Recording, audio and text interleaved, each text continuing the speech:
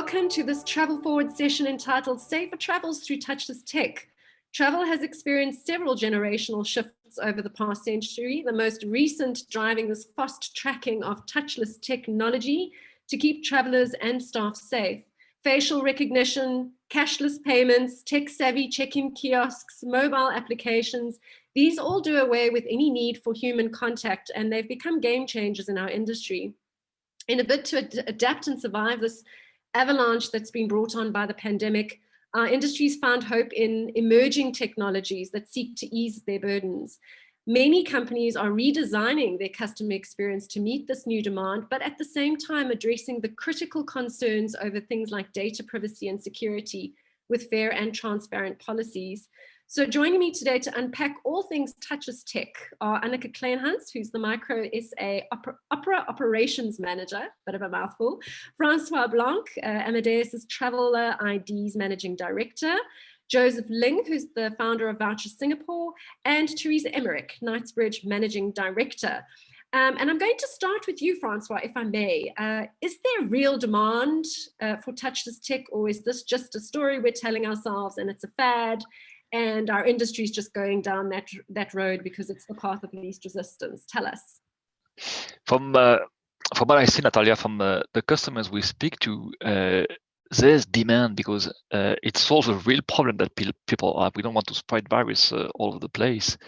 I would contrast that looking at the different sectors. If you look at the investment capacity to deploy this kind of product, some sectors still have some cash to spare to deploy that, and they think it's a good time to do it during the pandemic. I'm thinking about hotels. I see hotels deploying self-service check-in solutions. Some, like in airports, want to do it, but have been slowing down the investment in biometric gates, for example. So yes, there's demand. Now it's constrained by the investment capacity to deploy these solutions. And I see a very mixed picture, if you want, across hotel and airport in particular.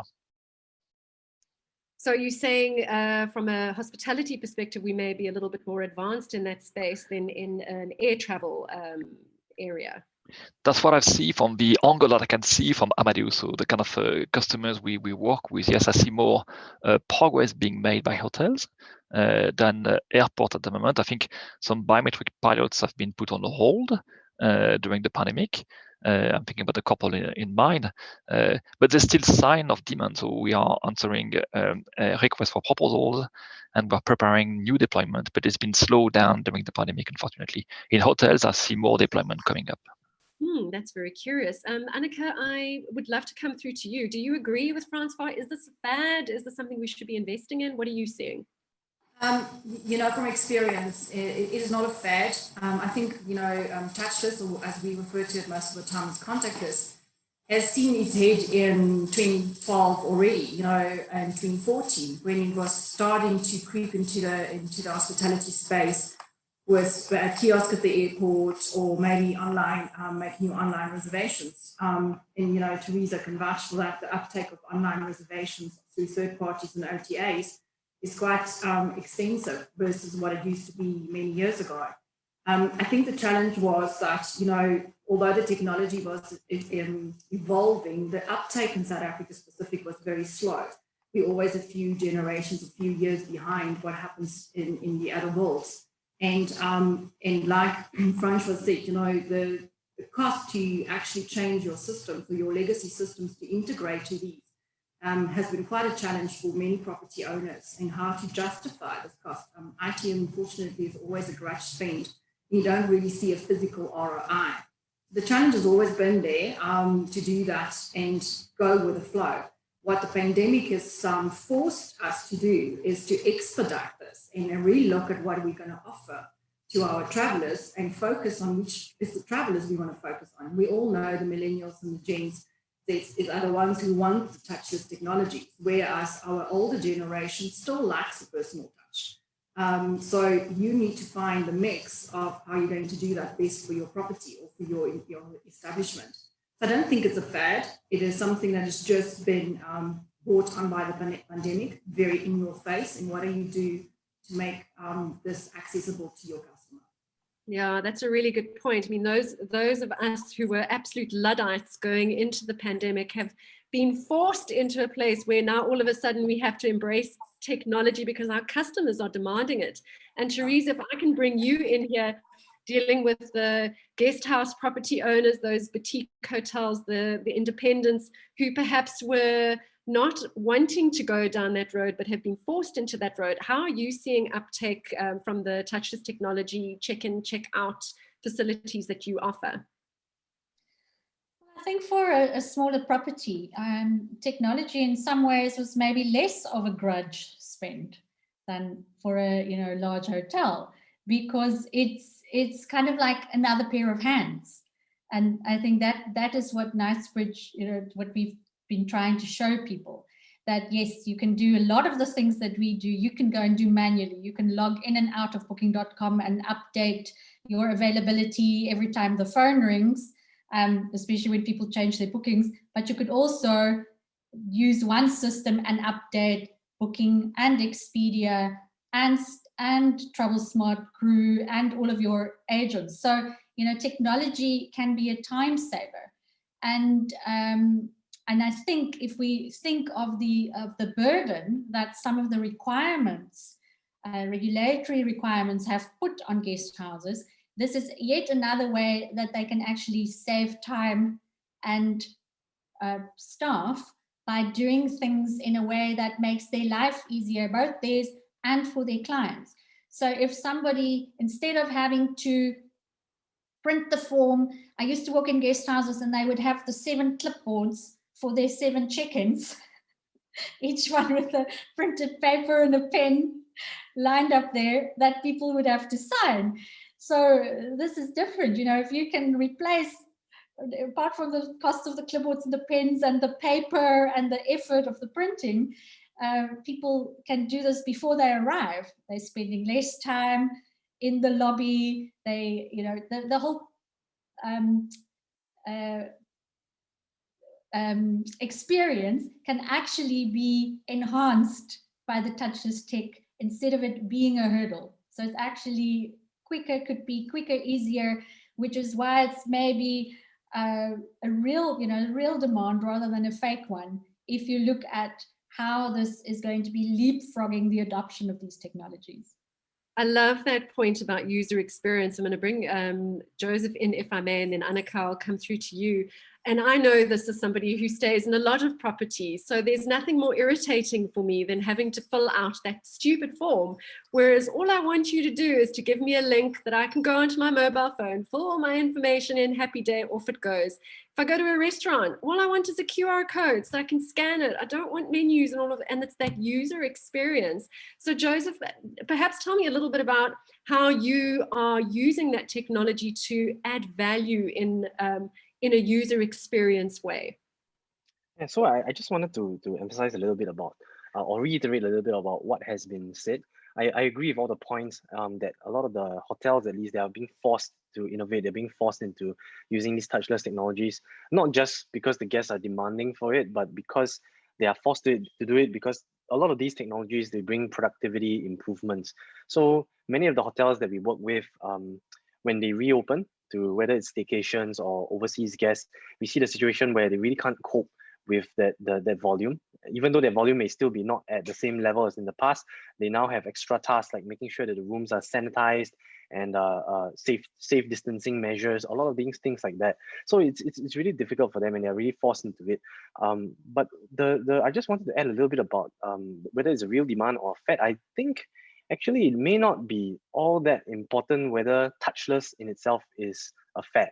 But what's important is that what's happening right now is that this whole pandemic situation is giving companies like us a chance to deploy our products to give guests an experience that they would otherwise in any other normal period may not want to try, both hotels and guests. So just now Teresa was talking about the user experience, right? We deploy our products in these hotels, and what we've often found is that guests, they start using it, they scan a QR code, they place their orders, they make room requests, or they book their facilities through our platform, and then they suddenly realize that, hey, why didn't we have this in the past? I mean, this technology isn't mind-boggling, it isn't rocket science, right? But why didn't we have this in the past?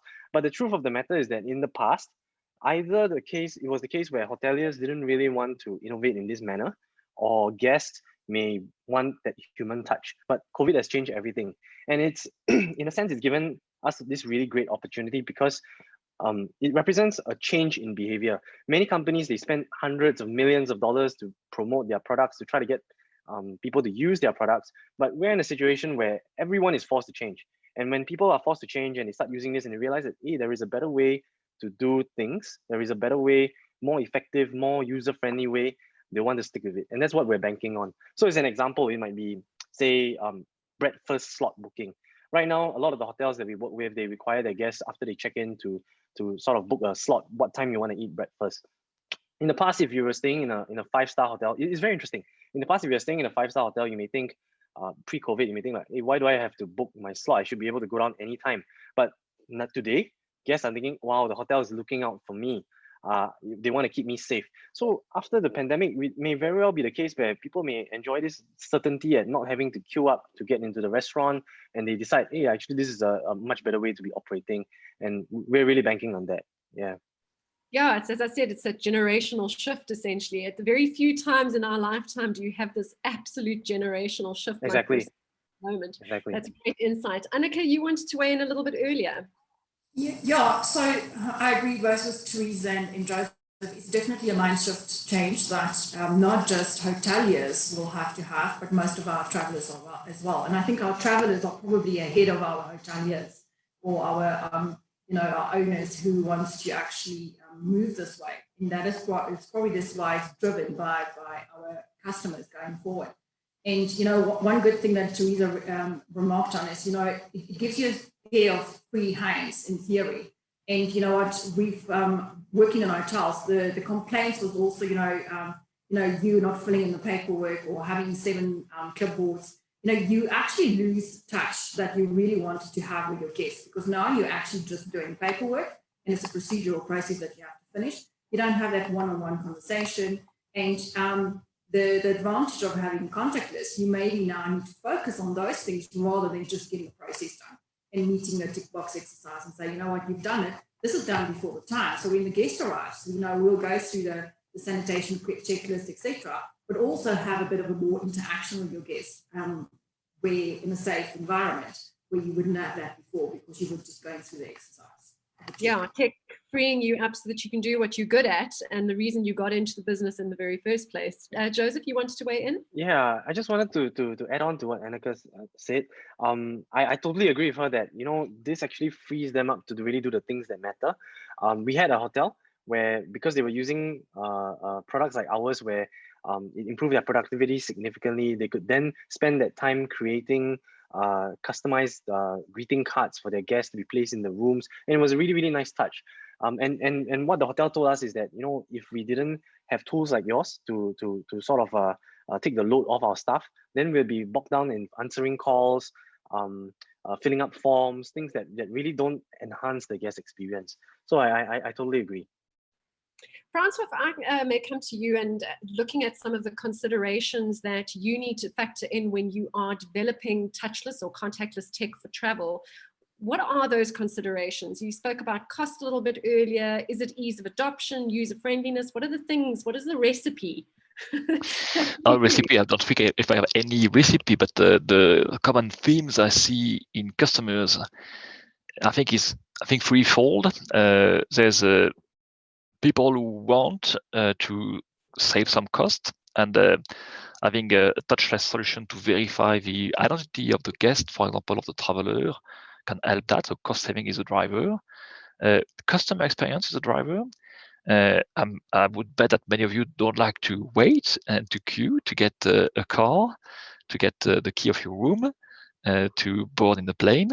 So these technologies enable the verification of the traveler in a contactless way, in a non-human-based way, so it can reduce the queues that the face-to-face verification triggers. So the second driver, I think, is customer experience. And a lot of brands, they care a lot about that. Some brands who still want a human touch may use a mixed model, where they have people at some times and at some other times have an automated solution, a touchless solution. And the third one, I think, is related to the customer experience as well, but by the fact that enabling a digital verification, a touchless verification, enable to treat data customer data profiling in a much better way than when it's based on the human touch. If you want to do that at scale, at the scale of a big brand, for example. So I think cost saving is a consideration, customer experience is a consideration, and then the personalization that could be allowed by a data-driven and a technology-driven approach makes a lot of sense for brands. So here you need to find a very good balance between, of course, the privacy and the service you bring to customers. But when it's done by brands who care about that, about striking the good balance, we've seen some very good results in terms of providing a personalized experience to guests through a touchless or an automated, if you want, process. I'm glad you touched on that last point, Francois, because that's kind of the internal struggle I have. You know, I'm a marketer, so clearly I want to know everything about my customers so that the communications message that I am sending them resonates with them. But at the same time, I'm also terrified of the privacy concerns that exist around here in South Africa, POPIA, GDPR in Europe. You know, as technology providers, is that something that you are having to factor in very critically? And how do you do that around data privacy when you're developing this? So I think there's a lot more maturity in the market now than 2 years ago, I would say. All the brands we talk to, very big, medium size, and often small as well, they understand that they need to strike a good balance. There's as well much better technology than before to be able to cope with this legal requirement and this kind of good sense and proper customer experience requirements as well. So, and then there's processes in companies like us, big IT groups, to make sure that what we offer is absolutely Amadeus grade to customers, whatever the region you are in and the regulation you need to cope with. So I think the picture is very different than 2 years ago. I see much more maturity on these topics than before. And if you look at the tech giant as well, there's been clarifying or trying to clarify their positioning on that matters. When I think about Apple, Google, or Facebook, they've all made a tremendous effort to get clearer about what they do with data, to give back control to the guests, to the travelers, in a sense.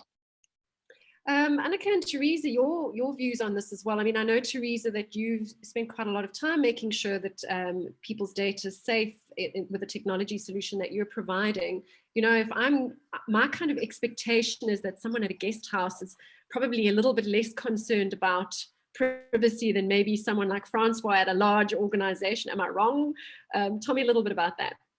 Yeah, I don't know that that's true. I think and people are quite careful, I'm sure, smaller guest house owners. And anyway, I generally feel far safer if my personal information is not lying around on a piece of paper, where you don't know how it actually finds little feet and wanders off, or where it ends off, or how I think generally people can be a lot more careless with paper than they are with technology, and that it's actually almost easier to have your technology more secure.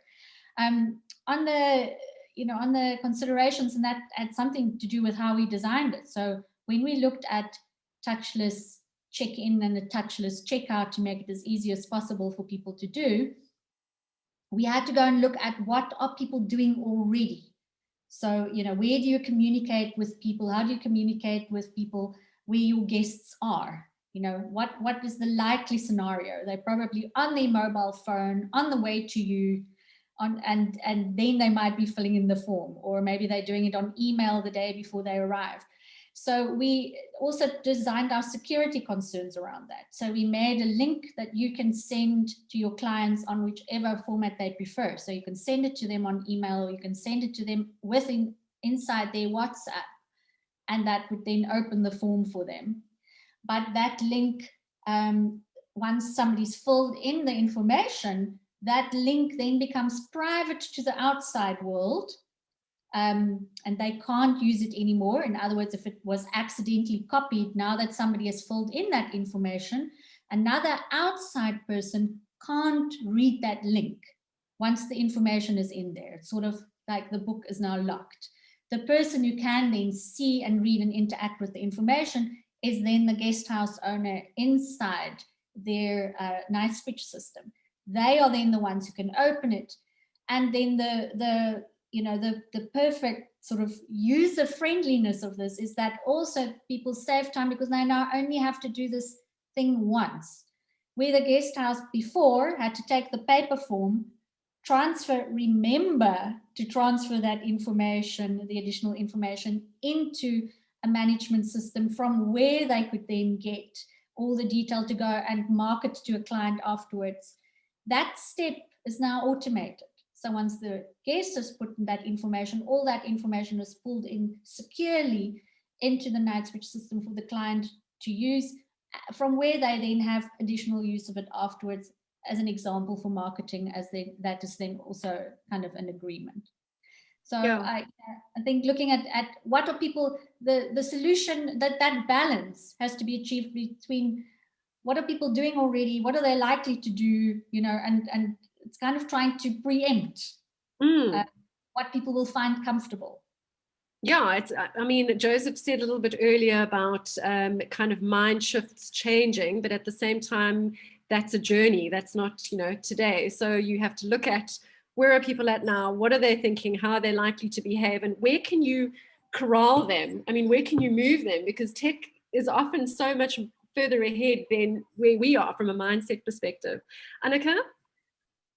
So you know what, for me, the biggest consideration, over and above, the cost is also definitely the user experience, which then pushes you into a space of, how much data you want to collect, what are you going to do with the data, is it going to be compliant with all the rules and regulations, etc. But also for me, important is, where is this platform going to go? We've seen quite a bit of platforms being developed for the now. And then when the owner purchases this or invest in this, 5 or 6 years down the line, additional development needs to be done at a high cost. And there's a lot of those that happened in the past. So if we have to invest in something now, it's to see what is it going to go into the future, because we've seen how quick it can actually now move. In 2 years, we've probably done 15 to 20 years of leapfrogging over what we've done or thought that we're going to be in that space. And then for me, as well as, once you got access to the system, is how do I maintain it as a user from the back end? Because some of these systems are so complicated that you actually have to have a degree on how to go and to maintain this content that you put on there. And in the hospitality, and from a marketing space, we need to be so agile that we actually have to be able to use this platform for multiple purposes, not just for a check-in or a checkout. You wanted to be able to market on it, and you want to be able to, sell features in the hotel and do the upsell. And like Joseph said, this needs to be a very agile environment that you're stepping into if you decide to go that route. For the data security, obviously, is a big risk for everybody. And it's the onus is for whoever decides to purchase this platform to make sure and ask those security questions. What is going to happen to my data? Is it secure traffic? Is it a secure network, et cetera, et cetera? And what I found is that a lot of our owners and our hotel operators are not really aware of those rules and regulations, because it's an IT department that needs to worry about it. In hospitality, the IT, I look after the system. I'm not really going to worry about that. And the disconnect sometimes is going to cause those issues to happen. And fortunately for us in South Africa, we haven't had a big incident that we had data leakages. But if you speak to somebody in bigger hotel groups, that is a real risk for them, that they would go so far to have all of the data encrypted in the back end, double layer securities, etc., to make sure the data is secure. Joseph, I'd like to pull you here. And you mentioned earlier about this freeing up time to spend with customers, and the hotel that you mentioned where the technology actually allowed the team to do what they're good at, essentially. And I think that was something that I was struggling with from a touchless. In fact, one day I wrote something around touchless, and I was like, hospitality is all about connection and human connection. And here I am removing the word human contact, because we can't have human contact in this COVID world. How do you strike this balancing act between delivering on our mandate as tourism and hospitality professionals to be hospitable, but then at the same time reducing the human contact? Because essentially that's what we're trying to do, is we're trying to reduce the interfaces to humans. Do you have a perspective on that for me? Yeah, I've always felt that not all interactions are equal. Um, Previously, pre-COVID, I think with regards to technology, what we've found is that hotels often mention that we prefer the human touch. We want to make sure that we get that interaction with guests. But at least for myself, I've always felt that these different interactions where there's human touch can have different effects on guest experience. Things like picking up the phone to make a phone call to the call center to ask for more water bottles or more towels. Those aren't exactly game changers, right? I mean, in fact, many people, especially in the younger generation, they would rather not talk to someone to make a simple request like that. Where the younger generation are so used to purchasing things online on e-commerce just by tapping a few buttons. But many of them may not even want to pick up the phone to call a call center. I don't want to speak to somebody, especially if it's like 3 a.m. at night. I would rather keep things more private or just using my phone and text somebody and get it done. So whereas you have other interactions, like it could be a case where someone is asking for personalized recommendations on what to do around here. And if you have a concierge that can really ask the guests certain questions, like what are the things that you might like to do? I see that you're traveling with 2 young kids. These are places that might be really great to go with kids.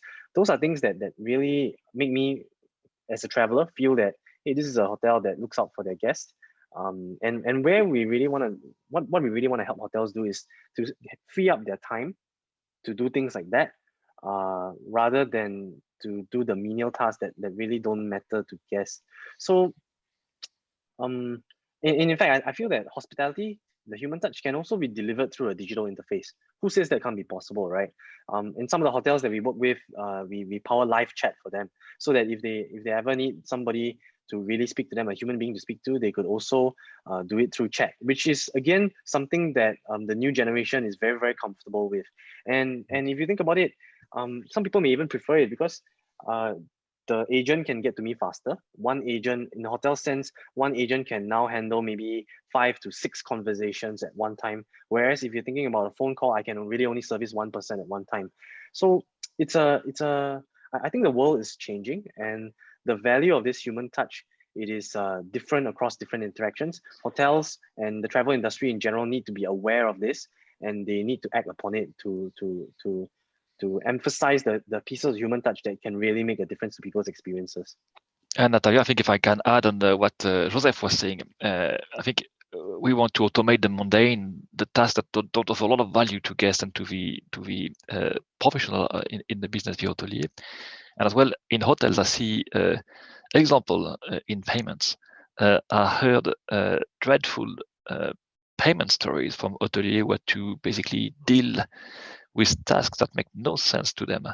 And I mean, in payments, when you can automate payments via touchless solution for the guest and via solution for the hotelier, when they need to pay or to get paid by the OTA or the bed bank and so on, all the automation you can bring there is absolutely fantastic. And that's what Joseph was saying. There's some interaction, some tasks you don't want to do because they don't add value in the customer experience. So if you automate these tasks, you free up valuable time for your frontline staff to do the nice thing that matters for the guest and for the customer. Not all tasks are created equal. Teresa, you wanted to comment, and then if I can have Annika as well. I know you wanted to say something. Yeah, no, Joseph, I really like that, what you said there, not all tasks created equal. I was actually thinking, Natalia, maybe the way one can think about it, if I could coin a phrase, that if it's maybe low touch and high connection or high connectivity, because the fewer of these things we have to do, the more time we have to connect with guests with things that really matter. I wanted to also comment on something that Annika said, where she's saying where this technology is growing into. And I think this is a very exciting time for all of us as well. Out of the sort of yin and yang, you can say, out of bad experiences can grow wonderful opportunities as well. And I think that we've seen that with people who've pivoted into businesses, and the way that I think technology is really gone sort of on fast forward mode through a series of motions here. And that at Knightsbridge, because we've made these this one set of connections possible. It's opened up the opportunities for so many other things. We're integrating technology that allows chat with guests before they arrive, during their arrival, being able on Facebook Messenger to also connect and order experiences or their spa menu. So, I think the growth of this technology in terms of communication and in terms of getting rid of mundane tasks in a more secure way, instead of seeing it as touchless. And touchless is not faceless, right? Because you don't need to touch the piece of paper, but you can kind of be connecting with the people because they have more time to do that with you. So I think that's a great theme that I think is coming out of this discussion. Absolutely. As Francois said in the chat, high-tech human touch. Love it, Francois. It's a good one. Annika? I just wanted to say, as a hospitality person or hotelier, you need to go back to your touch points with your guests, and you have to go and look and see where those mundane tasks or can be replaced. And it's not like technology is going to replace the human being. The human being have to evolve to do something else. What is there for hospitality? To go and find those ways that I'm going to be still in touch with my guests, but having it as touchless or safe interaction, we would rather call it. So we have to keep that in mind, that it's not going to be, totally humanless. If maybe in the future we will have hotels that you will be able to check in. And I think there was one talk about one overseas, that there won't be a receptionist. Everything will be done by computer. And obviously the type of person who wants to stay there will stay there. But, from experience and from talks with other hotels, there's guests that still would like to have, the concierge to actually talk to. And having those options available, like Joseph said, if you want to talk to a person, there will be a person available that can actually give you more information. Because what we find as well, sometimes the way that we phrase a question or like to have information is not always, possible delivered by a chatbot. And then, sometimes if you're listening to a answering machine or a machine's voice, you sometimes want to touch, but you have the option. So patiently wait for press the button number 1, and you will get to somebody talking to you. So there's those options that people need to be aware of, and make them available to your customer, and not just say I'm going to be a touchless, contactless hotel, and now we don't have to worry about what do I do with my staff. It's not a trade-off one for the other. It needs to be a combination.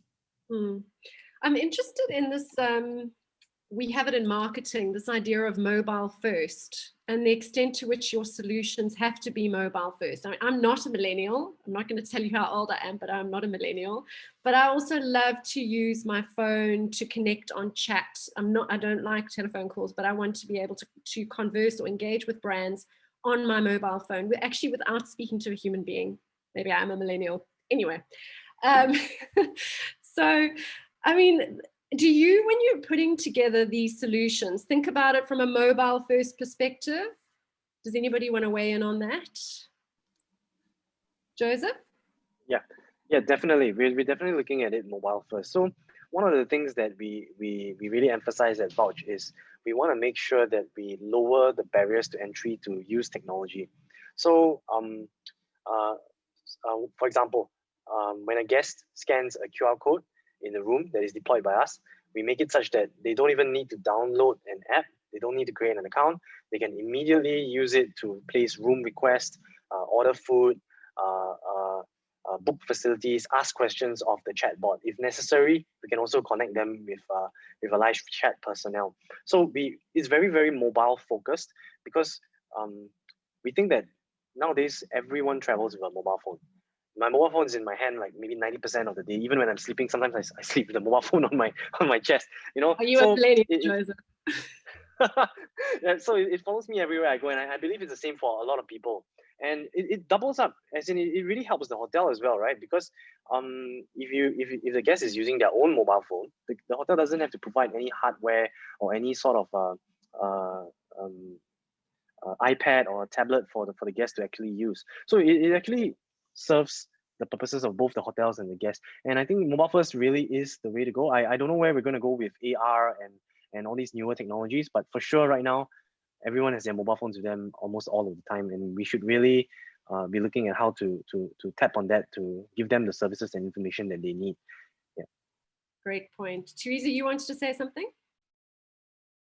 Yes, I think mobile first is very important, and we certainly go and look at that for the designs of what we're trying to solve. And that's kind of where the clients are, whether at this point, whether they're millennials or not. Most people seem to have that device with them, which is so much more than a phone. It's certainly a communication device, and and that is probably, I think, where this pandemic made the biggest difference, is the level of comfort many people have reached with technologies that they weren't using before. Kind of like the Zoom conversation that we're having now, right? I think everybody's had one, at least with a granny or an older relative sitting somewhere far away. So that is definitely changing. I wanted to say around existing solutions. A lot of the technology here, what I'm listening to, some of the challenges that large hotels have. Our challenge, on the other hand, has been how to make this type of large hotel technology accessible to smaller guest houses and B&Bs, both accessible and affordable. Because I think if we think of a marketing perspective, instead of just saying, yes, this is safe, a lot of people thinking that travel is going to be, as we say here, a huge schlep, right? Forms and queues, and it's going to be horrible.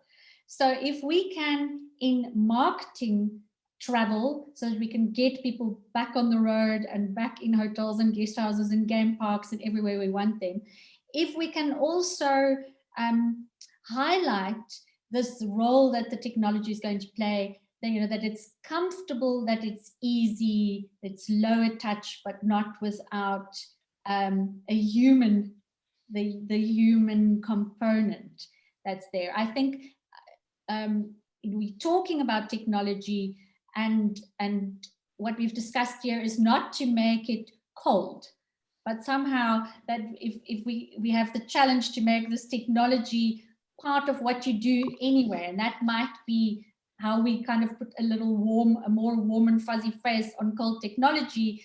And some of that is just saying, putting it in your hand, and that is in your phone. That's maybe we can tie the mobile first also with the whole aspect of how we want to do marketing and show people how easy travel can be. If I may, to connect what you said, Teresa, and what Joseph said earlier, as an industry, I think we've been extremely, maybe I'm too much of an optimist, but lucky with this pandemic, because what Joseph said was striking earlier. He said that this pandemic has forced a behavioral change in people. So mobile and all this technology for travelers, for guests, for the one that were not comfortable with mobile, and we know millennials were comfortable, customers of low cost were comfortable, but a lot of guests were not comfortable. So what Joseph said is that this pandemic has forced a behavioral change. And as all of the marketers, I think, Teresa, I can feel you have a marketing background. In B2C, changing behavior is absolutely difficult. But this pandemic has forced travelers to get their hands and to use these digital technologies, mobile, touchless, and so on, sometimes for the first time. But because they've been forced to try, we may have won 3, 5 years, maybe 10 years in some cases, in the deployment of technology, in the change of habits for travelers. So I think the behavioral aspects driven by this very unique black swan situation has made us leap forward in the future much faster than we thought we could. Thanks, Francois. I'm going to end off now and start with Annika. Actually, I'm really interested about what you are most excited about in the technology that you are delivering for customers at the moment. What is that thing that just gets you out of bed in the morning? You just leap out of bed.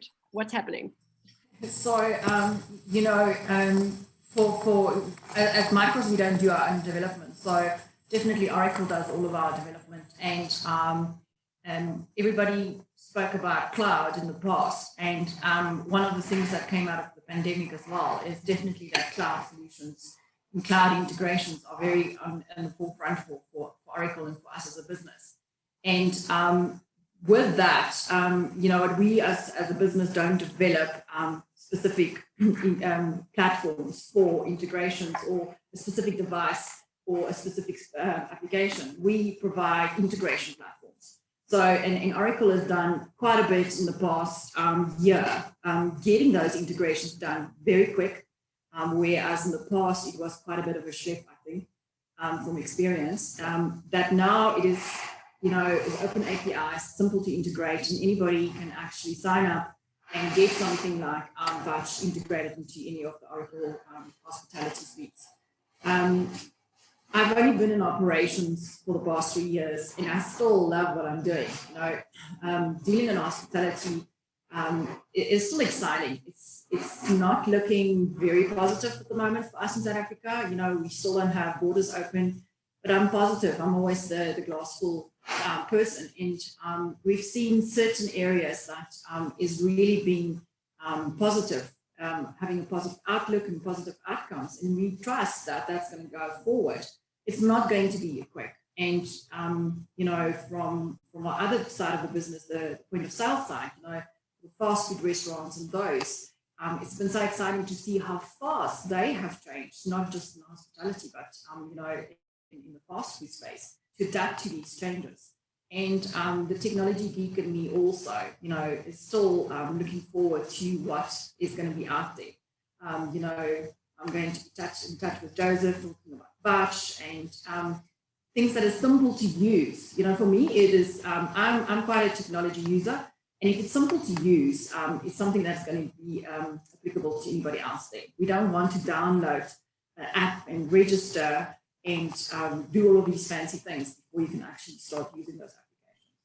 Thanks, Annika. Since you've picked on Joseph, I'm going to pick on Joseph next. Joseph, what is it that gets you out of bed? Well, it's 8 o'clock, almost 8 o'clock there, so I'm getting you into bed.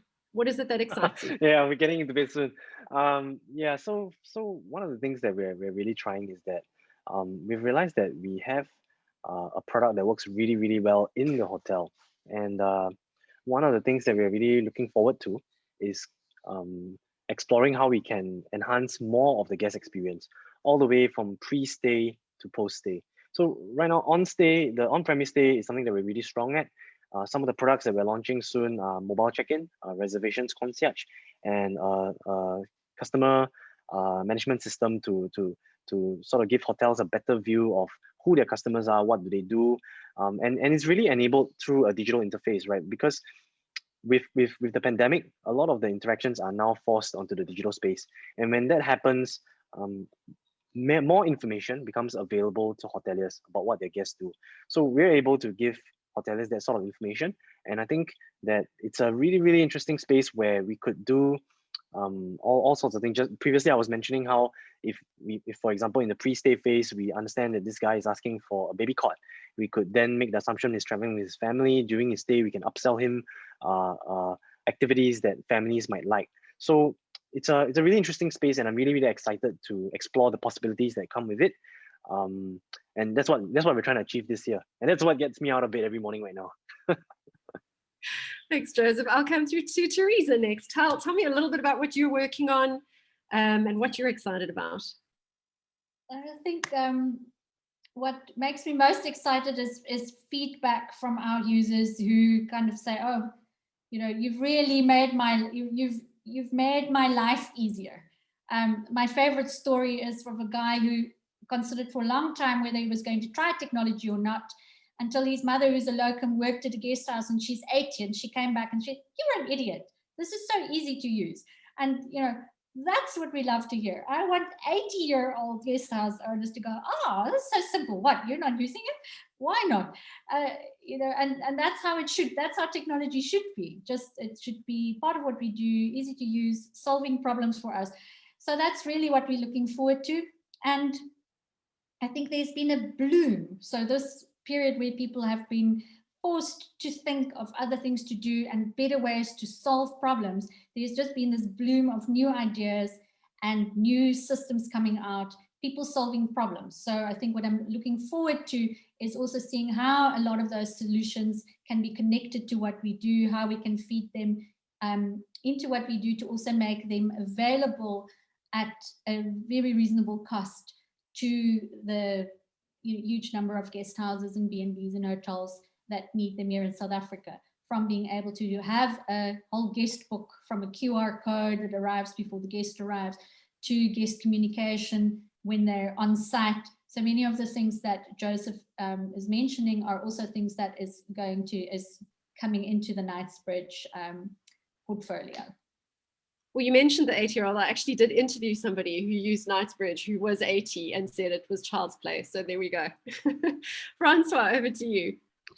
Totally relate to Teresa's point. I mean, the thing that gets me up in the morning is the feedback from users, from travelers. So we get that through our customers. We're not a B2C brand, so we work with brands, airlines, hotels, who work with travelers and guests. So that's when you hear these stories that you get the kick in the work you do. That's how that's the kind of job we like to do at Amadeus. And so, for example, horror stories as well are inspiration. So I've read in the BBC last week that travelers was complaining to spend 7 hours in an airport because they need to go through a process. I think Annika made the point earlier. There's a new regulation coming to travel players, and it's complex. It's changing. And in the airline world, for example, you need to sometimes show proof of a COVID test that has less than X hours done in this kind of special conditions. So one of the things we do at the moment at Amadeus is to try to make the self-service check-in work again for air travelers. Today, I think, in most of the airline, more than 50% of check-in was done online ahead of coming to the airport, and it's totally broken because of COVID. Today, people have to go to an airport, show COVID tests to a human that could get contaminated because paper is traded in the process. And one of the things we do at the moment is for many airlines and airport to digitize this process to make it touchless so that the travelers can actually upload to the airline at the time of self-service check-in their proof of health, either coming from one of these health wallets. You may have heard about the IATA, the Common Pass, and AOK Pass, and so on, and even the paper proof. That's a very exciting piece of technology we bring to bring automation to the self-service process in the airline at the moment. And on hotels, there's some emerging demand on health. I would say it's a mainstream product, but we have some hotels who say we'd like to know about the guest situation in case we can use that to some extent in our process, in the customer experience, in the cleaning process and everything. What great jobs you've got. You solve people's pain through technology, not only the end customer, but the brands in between. Isn't that great? It is. I think we can feel on this part that we are all passionate about the job we do and the industry we want to help to restart in a safe and sustainable way. I mean, a lot of people have been put on furlough or laid off. So when the volume comes back in the business, we'll need to hire a lot of people again. These people need to be trained. So that's going to be a bottleneck in the time where the travel will come back. So automation there can help to cope with this change and put as well some solid foundation for building resilience in their businesses. May that be sooner rather than later. Thank you so much for being part of our discussion today. It's been a real pleasure having you.